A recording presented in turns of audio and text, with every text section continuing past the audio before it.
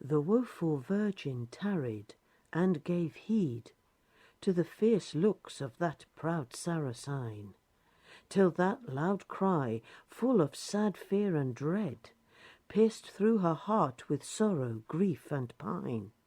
At Tancred's name thither she ran with speed, like one half mad or drunk with too much wine.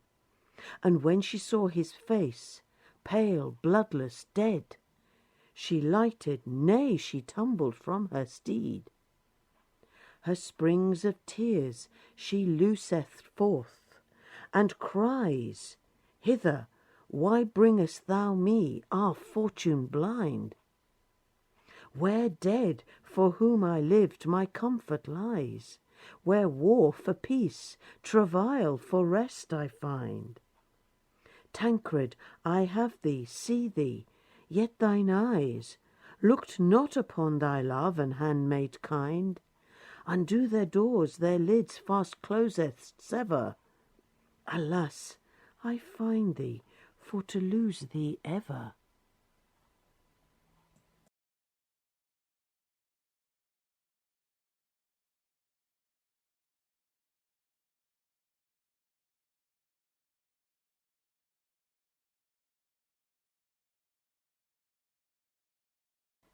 The love story of the Saracen princess Erminia and the Christian warrior Tancred is part of the Italian epic poem Gerusalemme Liberata, Jerusalem Delivered, written by Torquato Tasso and published in 1581.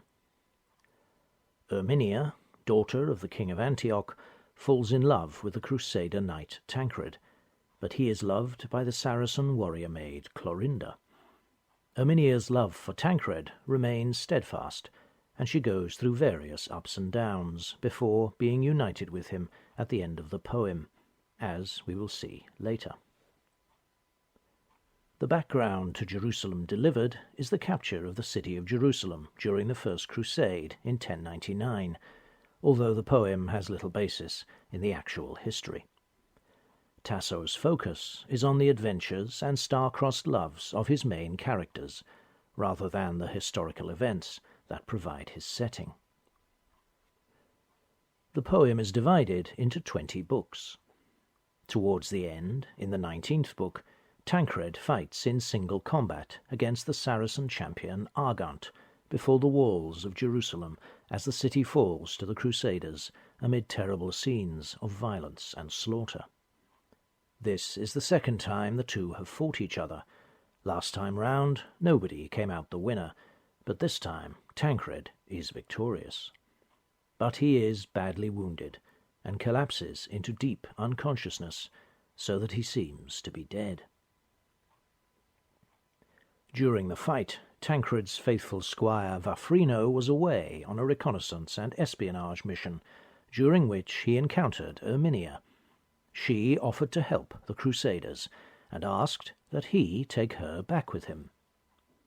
As Vaffrino and Erminia ride back together, they see, first, the dead Argant, and then Tancred, lying motionless on the ground, to all appearances also dead. This is the episode narrated in the extract from the poem with which we began, as the two leap from their horses and run towards the fallen Tancred. And that intensely emotional and dramatic moment has been frozen in time in this picture, Erminia finding the wounded Tancred, painted around 1650 by the Italian artist Giovanni Francesco Barbieri, who was known as Guercino.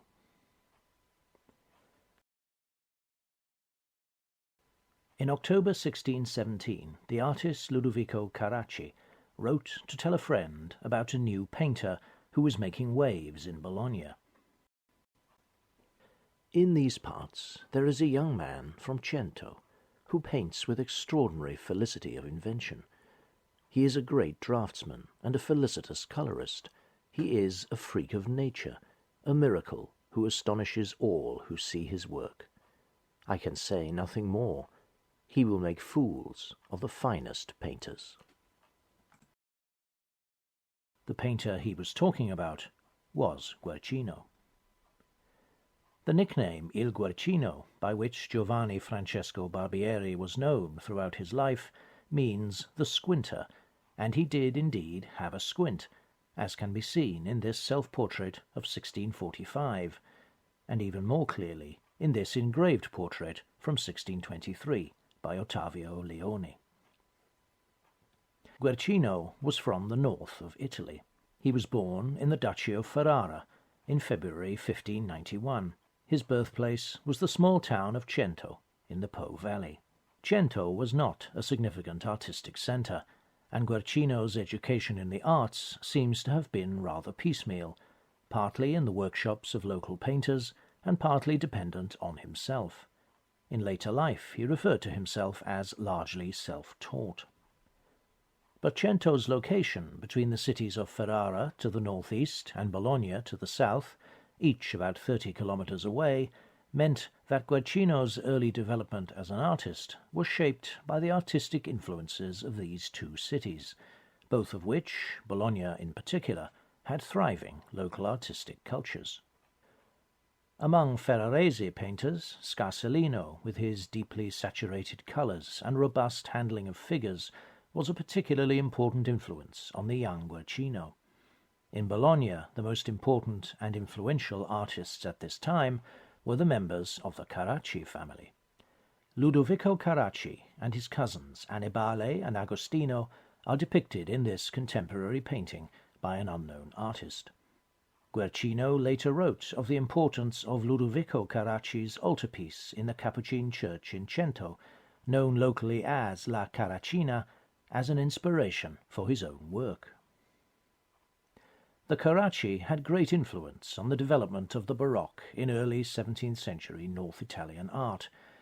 Through an informal artistic academy of students and collaborators in Bologna, including such figures as Guido Reni and Domenichino, they inspired a rejection both of the artificialities of Mannerist artists such as Prospero Fontana and of the brutal realism of Caravaggio and his followers, in favour of a classicized and naturalistic approach based on study from the life. Religious painting in particular was profoundly affected by these changes. The Counter-Reformation Church favoured art which conveyed both emotion and meaning with clarity, rather than the artificialities and obscurities associated with Mannerism. Guercino proved very able to align his work with these developments.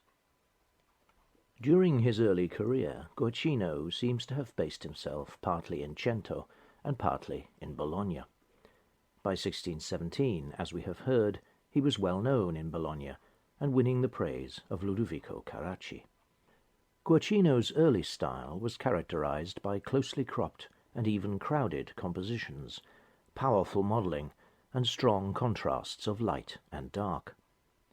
From around 1620, his work increasingly showed the influence of the more refined Bolognese style in painting, represented by the works of the Carracci, but without losing the robust modelling of the human form and flair for dramatic narrative and the effective use of expression and gesture in his figures, all of which characterized his work throughout his life. As he became well known in Bologna and his style won admiration, he became busy with commissions for altarpieces and easel paintings for prestigious ecclesiastical and secular clients. Among his most important patrons in the church was Alessandro Ludovisi, Archbishop of Bologna. In May 1621, Ludovisi became Pope Gregory XV and invited Guercino to come and work in Rome. The new pope was a sick man, as Guercino's stark portrait of him shows.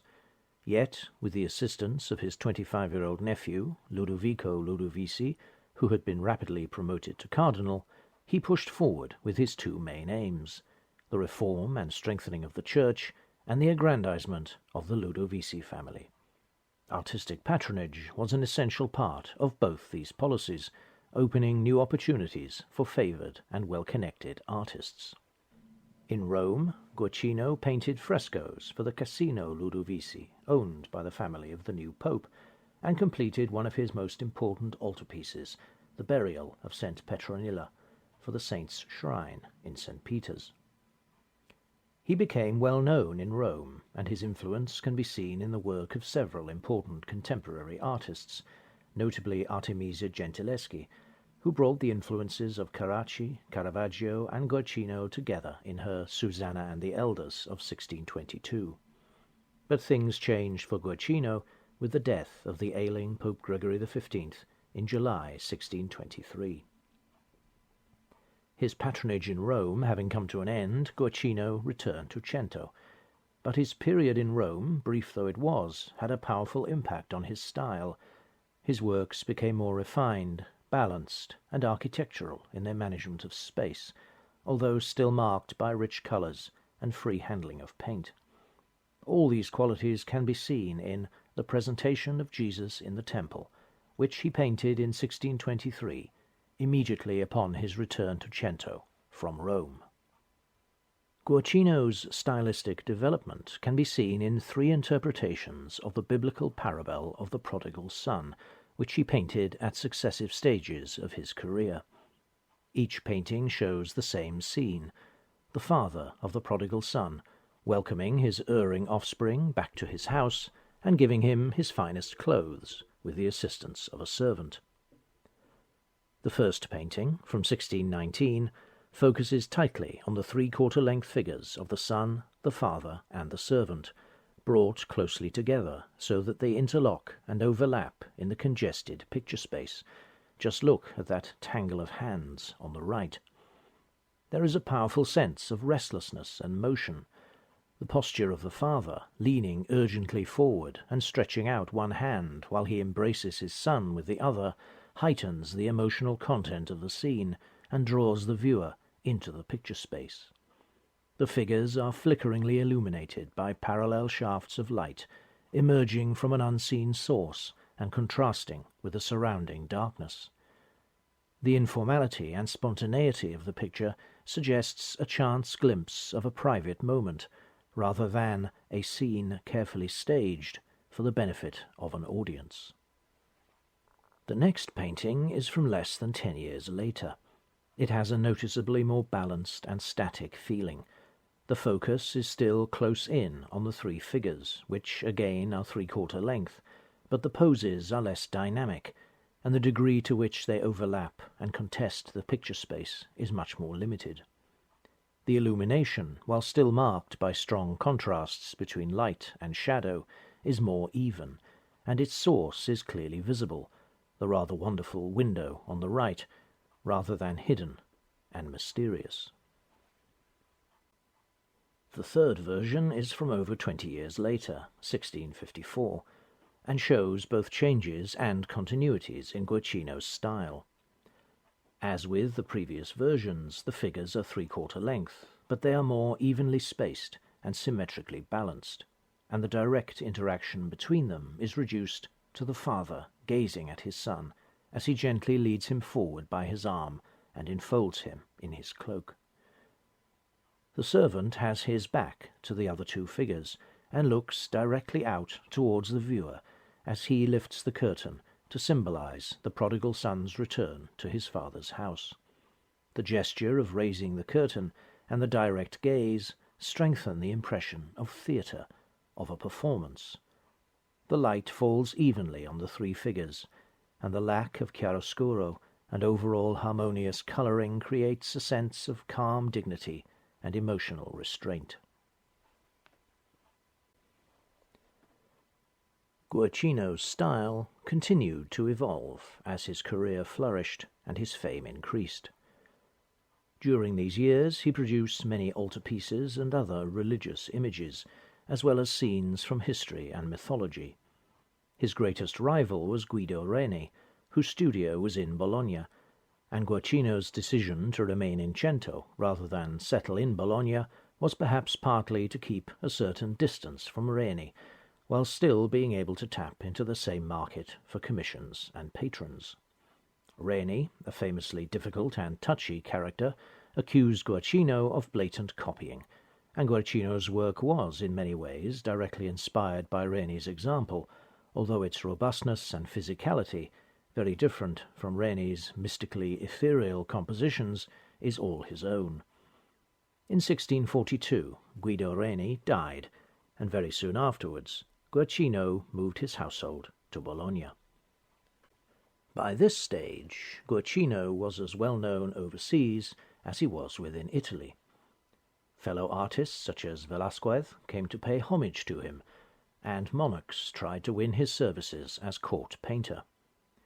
King Charles I invited him to England in 1626, but he declined on the grounds that the climate was terrible and the country heretical, both sound objections. In 1639, King Louis XIII of France invited Guercino to paint at his court, but again he declined.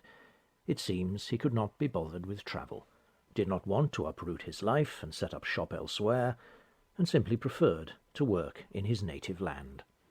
And that is what he did, a successful and well-loved figure and a greatly respected artist, until his death in December 1666. As we have heard, Guercino's status in the latter part of his career was such that many distinguished visitors to Bologna made a point of calling in to his studio to pay their respects. In August 1651, Duke Carlo Gonzaga of Mantua and his wife, Archduchess Isabella Clara of Austria, did just this. While poking round Guercino's studio, they saw, and decided they liked, two as yet unfinished paintings. These were Lot and His Daughters and Erminia Finding the Wounded Tancred. Unfortunately, both were spoken for, having been commissioned by other clients, Lot and His Daughters by Girolamo Panesi, a Genoese art dealer and collector who lived in Rome, and Erminia Finding the Wounded Tancred by Cardinal Fabrizio Savelli, the newly appointed papal legate in Bologna. Duke Carlo's main hobby was sex, but he was also interested in art, and wished to restore the reputation of the Gonzagas of Mantua as great artistic patrons and collectors. Carlo and Isabella decided that they wanted these two pictures. The fact that both were being painted for other people was a minor problem, soon dealt with. Lot and His Daughters was a stand-alone work, and Guercino, once he had been persuaded to sell it to the Duke and Archduchess, duly painted another version for Panesi, although he had to wait a long time for it. The situation with Erminia Finding the Wounded Tancred was more complicated, because Savelli had wanted this painting to go with another work which he already owned, Erminia and the Shepherds, completed in 1649.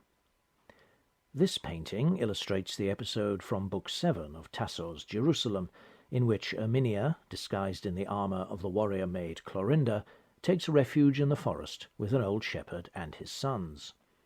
They are alarmed by the sudden appearance of this threatening armoured figure, until she takes off her helmet to reveal that she is a woman and means them no harm. This scene was a popular one for artists painting scenes from Tasso. With Erminia and the Shepherds, history was repeating itself, for it had originally been commissioned by the Sicilian collector Antonio Ruffo, but Savelli had seen it in Guercino's studio in 1649 and persuaded the artist to sell it to him instead. Guercino told Ruffo that his painting would be delayed, without letting on that he had, in fact, sold it to someone else. He then painted a copy for him, to replace the one that had gone to Savelli. 2 years later, the Duke and Archduchess did to Savelli what Savelli had done to Ruffo, and Erminia Finding the Wounded Tancred was soon on its way to Mantua. Guercino was paid 300 ducats for it by the Duke in May 1652. So, by the early summer of 1652, Guercino had painted and delivered 3 paintings featuring Erminia to 3 different clients, 2 of whom had each snatched their favoured painting from under another's nose. 2 of those 3 paintings survive today: Erminia and the Shepherds, painted for Ruffo to replace the one nabbed by Savelli, now at the Minneapolis Institute of Arts, and Erminia Finding the Wounded Tancred, originally commissioned by Savelli, but sold instead to the Duke and Archduchess of Mantua, today in the Scottish National Gallery. What happened to Savelli's version of Erminia and the Shepherds is not known. All this is a reminder of the competitiveness of the market for the work of an acknowledged master such as Guercino, the ruthlessness of patrons in getting hold of the paintings they wanted, and the importance of social hierarchy for painters and clients alike. A cardinal could pull rank on a mere collector, but had to give way to a duke. In painting scenes from the works of Torquato Tasso, Guercino was responding to the popularity of that author in the culture of his time. Tasso's Jerusalem Delivered was part of the cultural landscape of European literate society from the 16th century to the 18th, and the first half of the 17th century arguably represented the height of its popularity, with frequent new editions and reprints and many translations. Guercino, who often found his inspiration not only in biblical and mythological themes, but in secular poetry and literature, seems to have felt particularly drawn to Tasso's Jerusalem, and painted episodes from it several times in his career. He produced 4 paintings of Erminia, 2 around 1619-20, and 2 around 1649-50. Both the earlier and the later pair consist of 1 painting of Erminia with the shepherds and 1 of Erminia finding the wounded Tancred. The 2 canvases from 1619-20 are among Guercino's finest early works, with overlapping figures filling the space and interacting dynamically, rich colours, and dramatic use of light and shadow. In each case the figures seem to be pushing at the boundaries of the canvas, drawing the spectator into their stories through movement and gesture, and bringing about emotional involvement. The greater spatial openness of Guercino's later work is exemplified in both the later canvases. In each case more of the landscape setting is visible, and the figures are shown whole, each occupying its own volume of space, with little overlapping. The contrast between light and dark is relatively limited, and the volumes of colour are fuller and less compromised by shadow. The narration of events in each depiction remains clear, but the overall feel is gentler, less urgent, and while these pictures are, as always with Guercino, rich in human emotion, the spectator is more detached, a looker-on rather than a participant. As we have heard, Erminia finding the wounded Tancred was bought by the Duke and Archduchess of Mantua. It seems to have remained in Mantua, in the Gonzaga collection, until the middle of the 18th century, when it was sold. By 1772 it was in Paris, in the collection of the Comte de Lauriguet, who sold it that year via Christie's in London.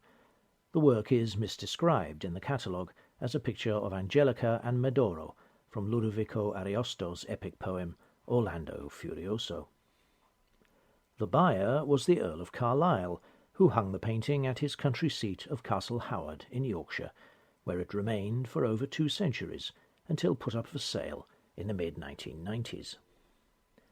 The Getty Museum in California secured the work, but the British government prevented its export in order to give a British gallery time to raise the money to buy it. The Scottish National Gallery, thanks to a fundraising campaign headed by its then-director Timothy Clifford, came up with the cash, and Erminia finding the wounded Tancred came to Edinburgh, where it remains. It is a large painting, over 2 meters high and nearly 3 meters wide, and has great presence. Dominated by the flying form of Erminia, robustly modelled, dramatically posed, and clad in red, a figure with an intense emotional charge, she immediately seizes the attention. Part of Guercino's greatness as an artist is that even if you do not know the story he is depicting, his paintings make you want to know. The painting illustrates the events of stanzas 104 and 105 from Book 19 of Tasso's poem. The moment represented here can be precisely identified from the poem's narrative. Erminia has just sprung from her horse. Tears have started to her eyes, and her mouth is open, as she is about to utter the heartfelt speech that takes up 7 of the 8 lines in stanza 105. Tancred lies wounded and insensible, and with eyes closed, on the ground before her. His loyal squire, Vaffrino, bends protectively over his master, having just lifted Tancred's helmet from his head. This is a moment of crisis in Erminia's story, when she is finally reunited with her lover Tancred, only to find him, as she believes, dead. She runs towards him and bends over him, lamenting and weeping, and as her tears fall upon his face, he stirs, opens his lips, and sighs, and then his eyes close again. Seeing that Tancred still lives, Erminia cuts off her hair to bind up his wounds. He ultimately recovers, and Erminia's faithful, long-cherished, and for long hopeless love finally receives its reward. At the instant depicted in this painting, all this lies in the future, and Erminia believes Tancred to be dead. The painting resembles a carved frieze in its composition, its atmosphere of time and motion transformed into stillness, the lives and fates of the protagonists hanging in the balance. Guercino often reused compositions and figures in different works, and in the poses used and the placing of the figures against their landscape background, this painting strongly resembles his Venus and the Corpse of Adonis of 1647, which was in the collection of the Gemäldegalerie Alter Meister in Dresden, until destroyed in the bombing of February 1945. We now have only black and white images of this great lost work. The positions of both female and male figures are strikingly similar. The same models are used in both pictures, with both female protagonists signifying shock, although Venus's arms are raised, denoting alarm and horror, while Erminia's arms are outstretched, indicating not only shock, but love and care. A similar spatial sense is at work in both pictures, with figures, each in their own defined spaces, set against a landscape background, consisting of a distant vista framed by a closer setting of rocks, trees, and vegetation, like a series of backdrops in the theatre.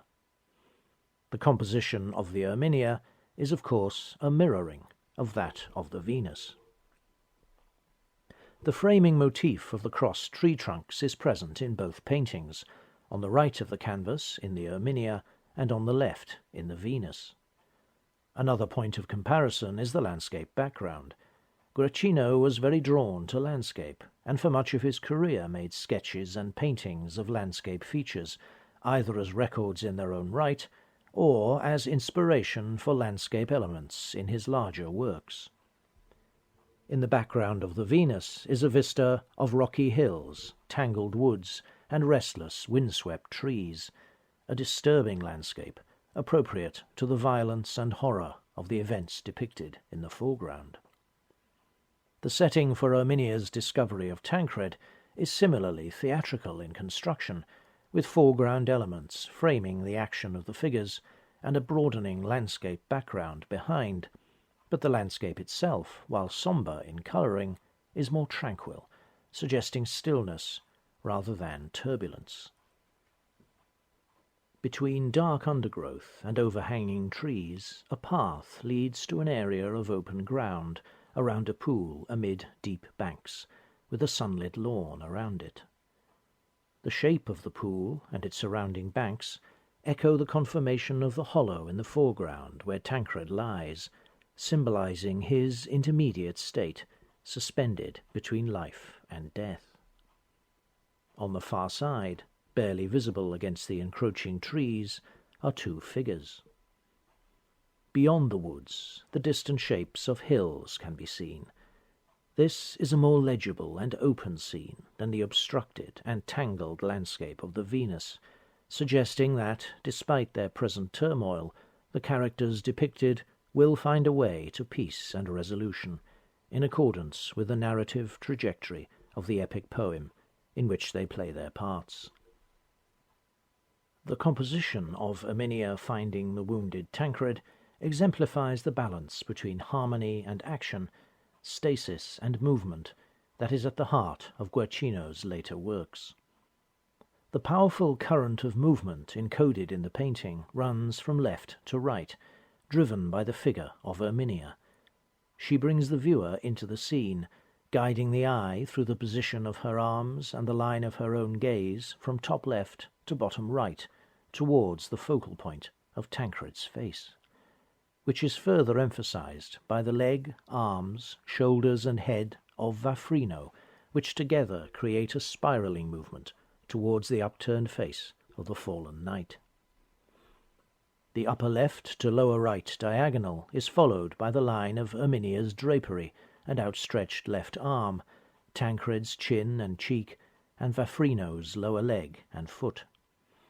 The corresponding diagonal from upper right to lower left, passing through the crossing tree trunks, Vaffrino's turban, and, a crucial point of emphasis, Erminia's left hand, binds the figures together and leads the eye from them to the focus of their attention, the prone figure of Tancred at the bottom of the canvas. This diagonal dynamic is constrained by a tripartite division of the canvas, which provides a more static and balanced underlying structure for the figures and their interaction. A horizontal line, dividing the upper third of the canvas from the middle third, runs from the horse's mouth on the left, through Erminia's shoulders and her chin, and the centre of Vaffrino's turban, while the lower line runs through Erminia's knees and the edge of Tancred's face. The vertical division into thirds emphasizes the axis through which the weight of Erminia's body is transferred to the ground, as the line passes through the centre of her upper torso and her extended left leg, while the second vertical unites Vaffrino's face and upper arm with Tancred's chest and arm. This alignment binds these two male figures together at this moment of grief and alarm, just as they were bound together as knight and squire in their life of action, their affinity further emphasized by the similarity of their postures, particularly the arrangements of arms and hands. Tancred's position with left arm in front of the body and right arm by the side is echoed by Vaffrino as he lifts the helmet away and leans forward. Finally, a dominant triangle is created by the forms of Erminia and Vaffrino leaning in from left and right respectively over the horizontal form of Tancred lying prone between them. This compositional structure is designed to sustain the interaction of the figures and to allow the narrative and the psychological and emotional meaning of the scene, encoded in stances, gestures, and interactions, to be fully appreciated by the viewer. Erminia is, of course, the dominant figure of this painting. She compels attention with her pose, her sense of movement, her expressive face with its powerful charge of emotion. Her limbs seem to fly outwards from a whirl of red, blue, and white drapery, the colours signifying both her passion and her purity, and her hair, which is to be so important in the scene that follows, streams out behind her to mingle with her golden veil. Her face is lit from above, so that the light falls upon her brow and her eyelids, enhancing the power of her gaze. Her flushed cheeks and open mouth express her intense emotion. The tears upon her face are carefully painted with pearly silver streaks of the brush. It is through those tears that Erminia calls Tancred back from death. The Scottish National Gallery has in its collection a preparatory study of Erminia in red chalk, showing how much emphasis Guercino wanted to put on the figure's movement amid her flying draperies, and on the emotion her face was to convey. It is important that of all the three figures in the painting, the eyes of Erminia alone can be seen clearly. Tancred's eyes are closed, and Vaffrino's are cast down towards his fallen master. The composition of the painting leads our eyes to be directed by hers, our gaze to follow hers. Erminia's gaze drives the energy of the scene as her eyes look upon her fallen love, his eyes fast shut, and fill with those beautiful and potent tears, the pearly shine of which is emphasized by the pearl which hangs at her ear, and the pearls which decorate the headdress from which her hair is breaking loose. Guercino used one of his favourite models for Erminia. Her first appearance in his work seems to have been as St. Margaret in 1644. She subsequently appears in a number of other paintings of the late 1640s and early 1650s, including The Mystic Marriage of St. Catherine, Amnon and Tamar, as well as the lost Venus and Adonis, and both the Minneapolis and the Edinburgh Erminias. Guercino clearly valued the beauty and expressiveness of her face and her ability to convey emotion through her pose, and Erminia finding the wounded Tancred is her triumph. It would be nice to know this woman's name and more about her life, but it is very unlikely that we ever will. Models are generally lost in obscurity, and art historians have never shown much interest in them. Tancred, who is also modelled by someone we see elsewhere in Guercino's work, lies where he fell at the end of his combat with Argante, his shield beside him, knees bent as if his legs have just folded up under him. His skin is very pale, resembling that of a corpse. His eyes are closed, but Guercino has given subtle emphasis to the lashes and the edges of the lids, hinting at the opening of those eyes that is soon to come under the influence of Erminia's loving tears. Tancred's elaborate armour gleams sombrely, and he is partly covered by his dark cloak. His sword is not visible. Tasso's text records that he sheathed it after giving thanks for his victory, and it presumably still lies in its scabbard beneath his body. Tancred's armour has been pierced very close to his heart, and a trickle of blood has emerged and dripped onto his arm. The wound itself is inside the armour and cannot be seen, and, despite the violence of his fight with Argante, and the fact that it has left him so badly injured as to be near death, Guercino shows us very little blood. This is consistent with Tasso's text, which repeatedly contrasts Tancred's lack of apparent injury with the increasingly gashed, torn, and bloody condition of his foe. While Tancred bleeds from more than one place, from the pagan the blood runs in near torrents, according to Book 19, stanza 20. Guercino never dwelt on bloodiness and gore for its own sake. Gaping wounds and pools of blood would, in any case, have violated the sense of classical harmony and restraint that governs this painting and contributes to its beauty and its power. Tancred's faithful squire Vaffrino has removed his master's helmet. Not until he does this is he sure of the fallen man's identity, and, as in other respects, Guercino's depiction is meticulously true to Tasso's text. With Tancred's helmet in his hands, Vaffrino stoops over him, gazing down with shock and deep concern. Vaffrino is a strong and reliable character, down to earth and straightforward. When Erminia resumes her tearful lamenting after Tancred's eyes have opened and then shut, Vaffrino speaks to her quite sharply, telling her to get on and cure him, and save her weeping for later. This relationship between the two characters is expressed in their poses. Vaffrino, static, crouching protectively over his master, filled with a sense of focused strength and a readiness for action, while Erminia, more dynamic, flies as if airborne, with arms spread wide, her bodily energies dissipated into the surrounding air. But both are focused on Tancred, and in their postures each echoes and reinforces the role of the other. They echo each other in other ways too, Vaffrino's clothing being the inverse of Erminia's.